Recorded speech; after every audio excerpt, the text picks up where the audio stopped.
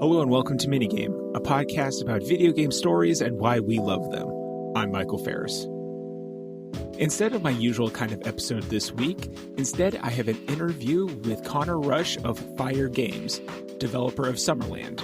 And we discuss his new game, developing a game in the public limelight, and a little bit on the afterlife. So I hope you enjoy, and thank you very much for listening.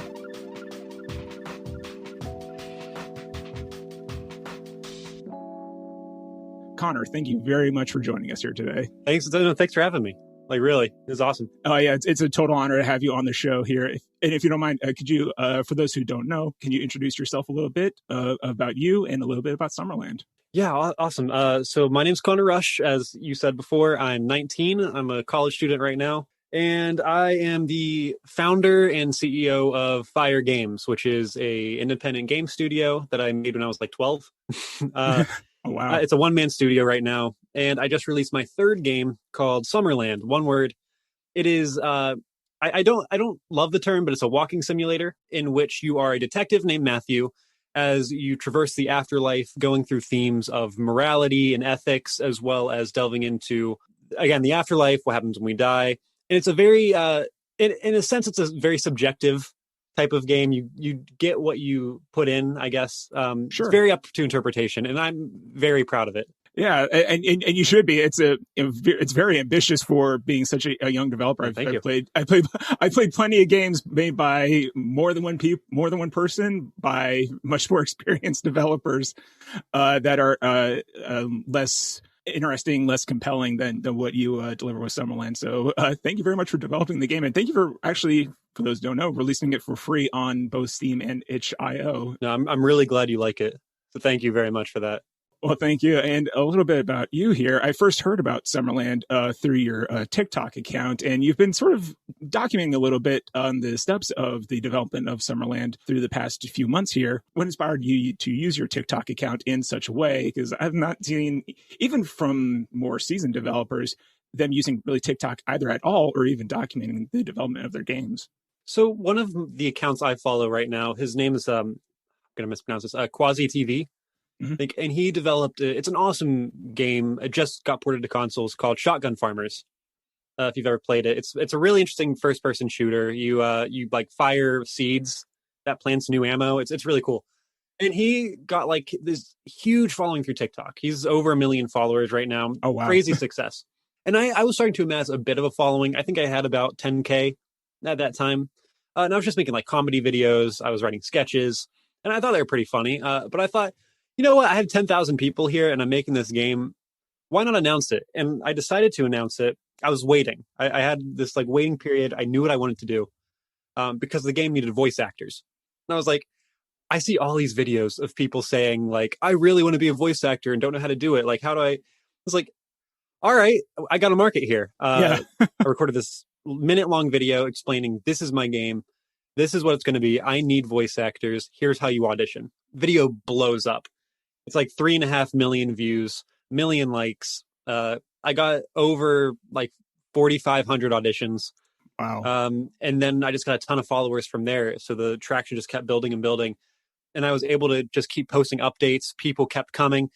And yeah, it just kind of spiraled from there. And now Summerland's by far my most successful game. Wow. I was just curious because that's the video that I first saw, because it did blow up in such a way. Do you think that going through that method had advantages for you that, aside from just the volume of auditions that you've had, did that have any other advantages than other, probably more traditional casting methods? I think so. Because have you ever heard of the site Casting Call Club?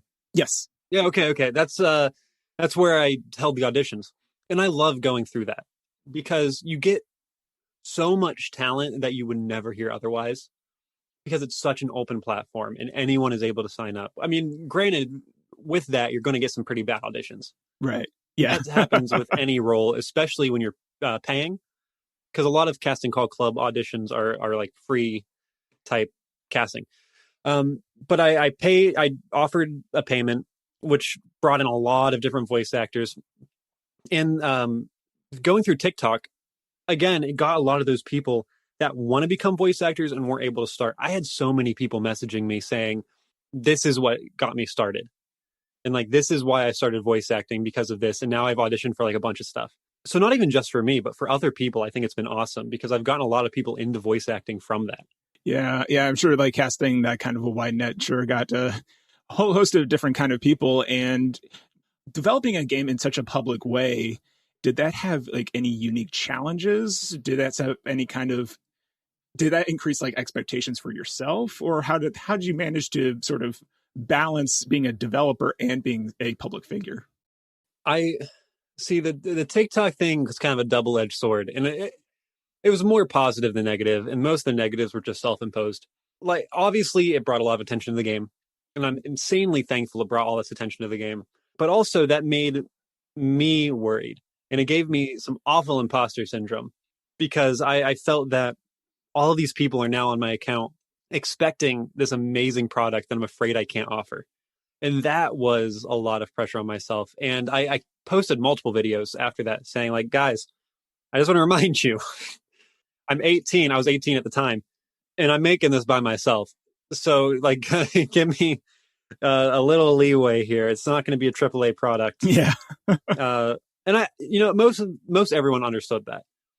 And any of that pressure was put on myself by me. And I realize that now, that everyone was pretty much expecting what it was. If not, they were expecting less than what it was.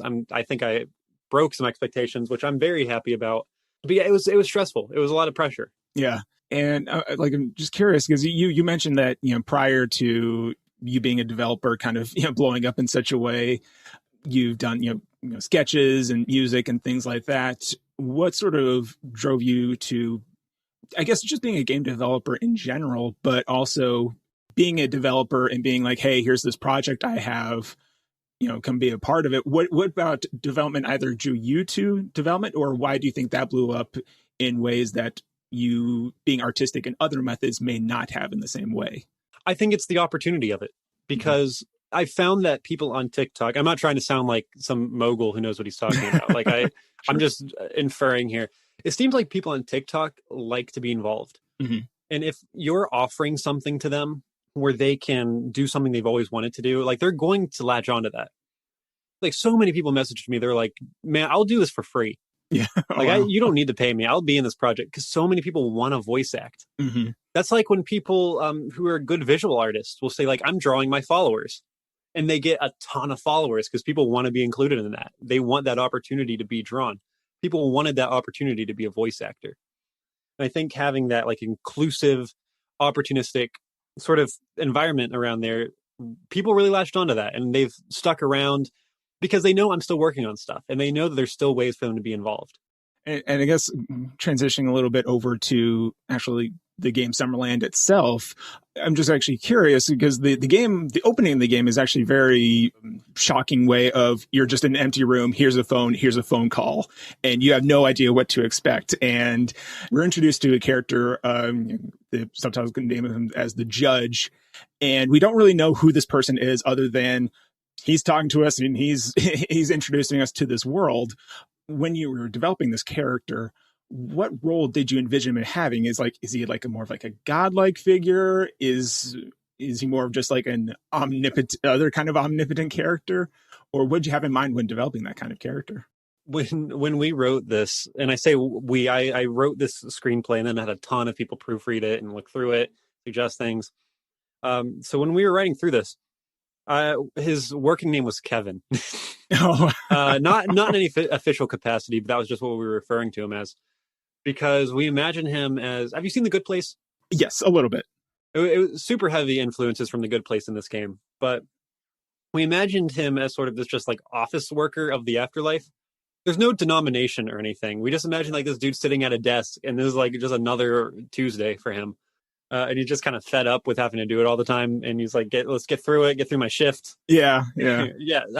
That's kind of where the judge spawned from. He was voiced by Ryan Beard. And when I was talking to Ryan about voicing this character, I said to them, I was like, listen, I want him to be a total jerk, but like make it funny.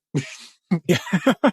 that comes across a little bit. I wasn't actually, I was going to be voicing the judge initially. I had a voice role in all of my games prior, and I wasn't auditioning for him. But when I did that public casting call, Ryan Beard, they commented on my post, and they said, "Hey, I'd really like to be a part of it." So I was like, okay. I messaged them, and they got back to me, and I was like, "Hey, I got a character I was going to voice, but you'd fit it way better. So here you go. I got some lines, read them off." And yeah, he kind of nailed it. Did the change of character more happen in sort of that process with collaborating with them as a voice actor and sort of nailing down the actual tone of the character, or would that more happen just more like on page during writing revisions? It was a lot of writing revisions, but we did kind of mold the character a bit to fit Ryan's voice, because the character, when you really boil down to it, it's just Ryan. Sure. Like this is Ryan. This is how they talk. This is how like they inflect their words. Yeah, it kind of just molded to be them. It's funny because like the judge over time gets increasingly curious about Matthew, his actions and what he does. What made actually the decision of him being labeled as the judge? Because he's very curious for someone who is sort of supposed to be more of a judge. What drove that as sort of the ultimate envisioning of the character? First, I need to ask, how spoiler talk are we getting in this podcast? Full spoilers.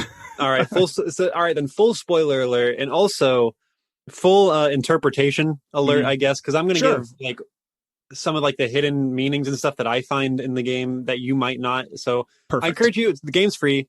Go out and play it. Come up with your own thoughts, opinions. I'm going to share what I think is going on. Mm-hmm. So in my mind, the judge kind of is Matthew. Okay.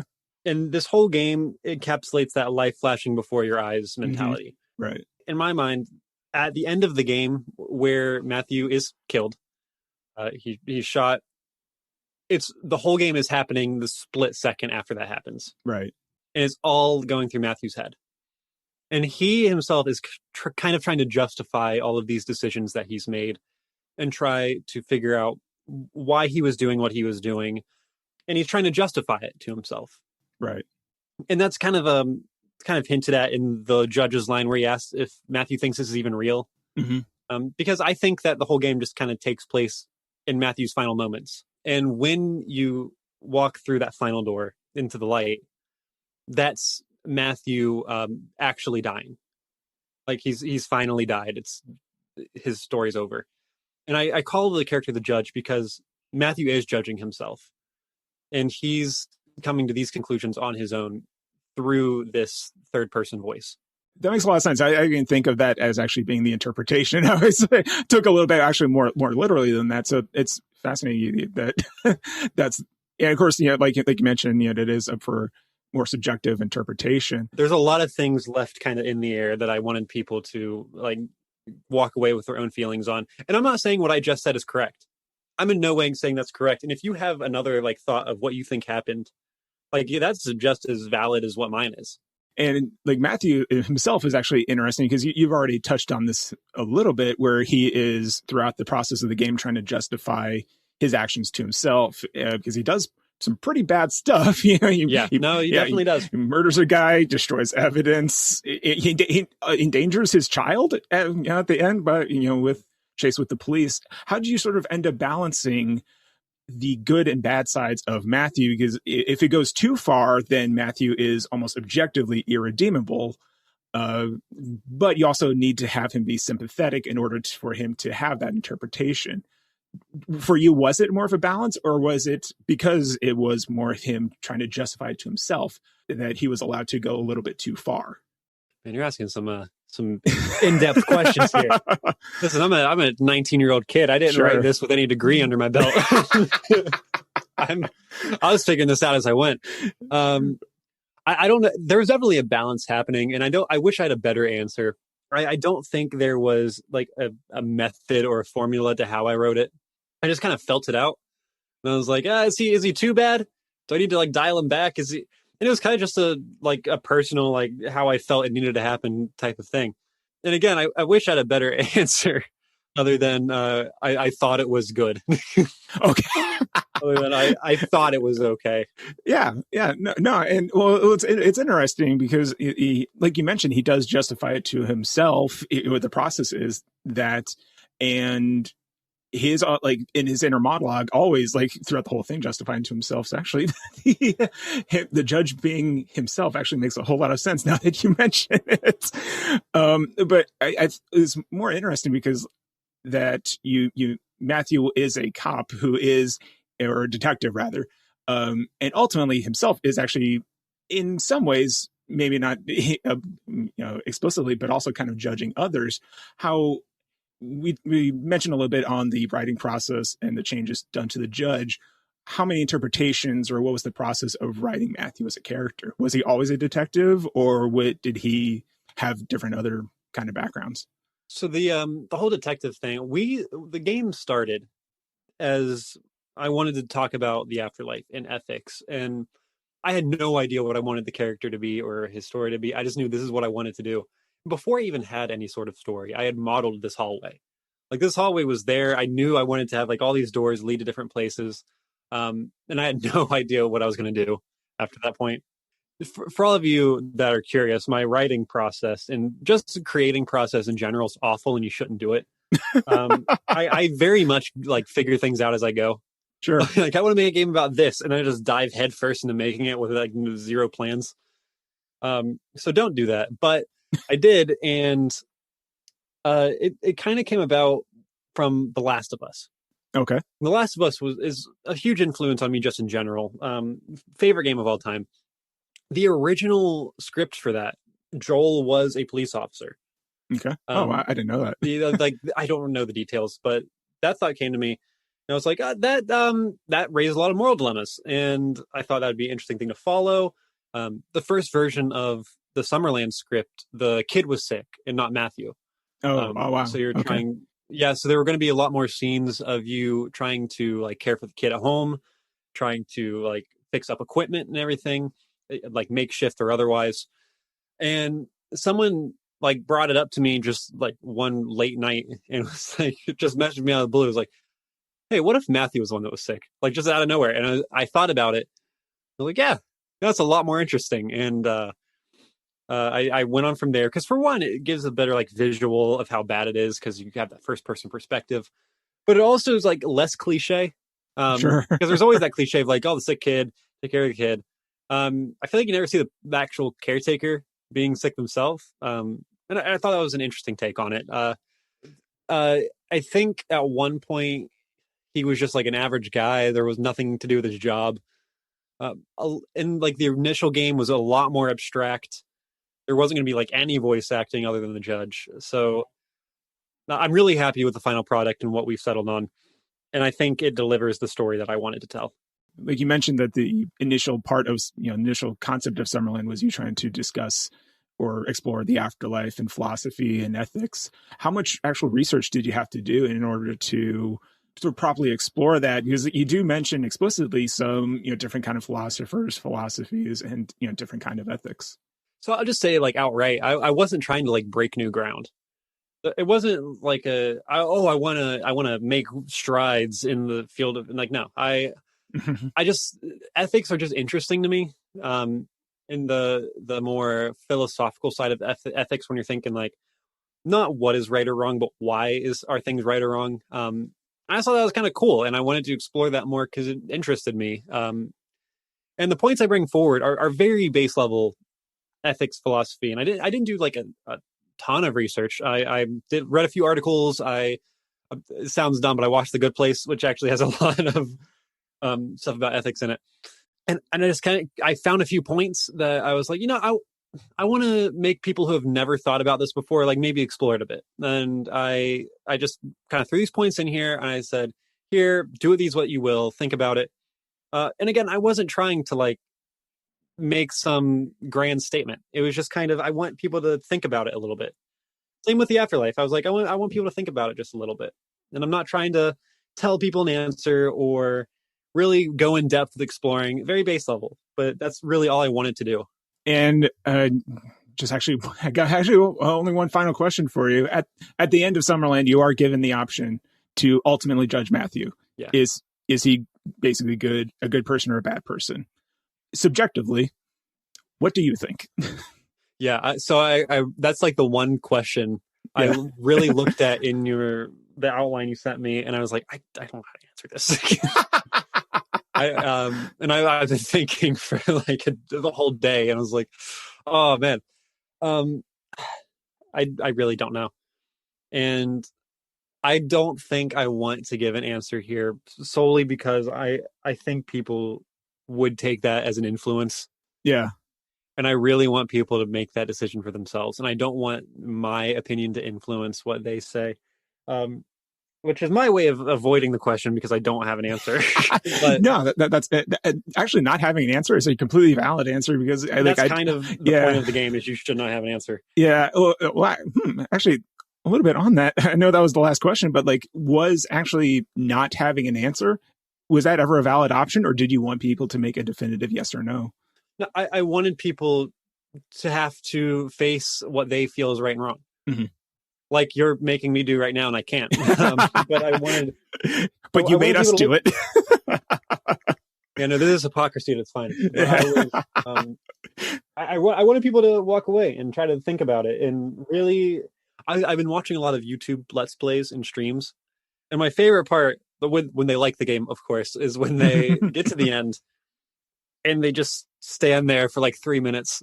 Yeah. I've been watching a ton where they're like sitting there in that like big grassy open area and not even moving or looking and just talking to the people on stream. Yeah. Like, guys, I have no idea that's my favorite part of it. And it's a moment that I'm proud that I've made. Yeah. It's like that one moment of payoff at the end of the game where I'm like, man, I really did make the person think. And that makes me really happy. Yeah. Yeah. It's the best moment. It's the best moment of the game. And it's a good thing. You know, a lot of games don't end particularly well or meaningful. And you managed to pull it off. So you should be proud of yourself. I was honestly really afraid people were going to hate the ending of this game. Well, why is that? Because it's so open to interpretation. It's such an open-ended ending, and I was afraid people weren't going to take to that just because there was no definitive conclusion, really. It's like you go through this journey, and you're finally faced with this final choice, and it just ends. But that's kind of the whole thing, like the pacing of it is kind of just like, I'm not trying to get super deep here. It's like very, again, surface level, but it's kind of like a parallel of death, right? It opens very suddenly. Right. Just like death, you don't know when it's going to happen. It's very sudden and it's scary. The game opens suddenly. You're plopped into this position where you don't know what's going on. You're confused and nothing is explained to you. And you just kind of have to make your way on your own. That's actually a fantastic point for us to end on. Connor, I do thank you very much for joining us here at Lore Party today. Anything you want to promote before we wrap up here? Just check out the game. It is totally free on Steam. Summerland. You could check out my social medias. I'll spell a few things out here. We got my Instagram, which is Connor with an ER _W_rush. My Twitter, which is at Fire Games Real, and that's FYRE Games. Yeah, that's about it. That's all I got. Firegames.com, FYRE.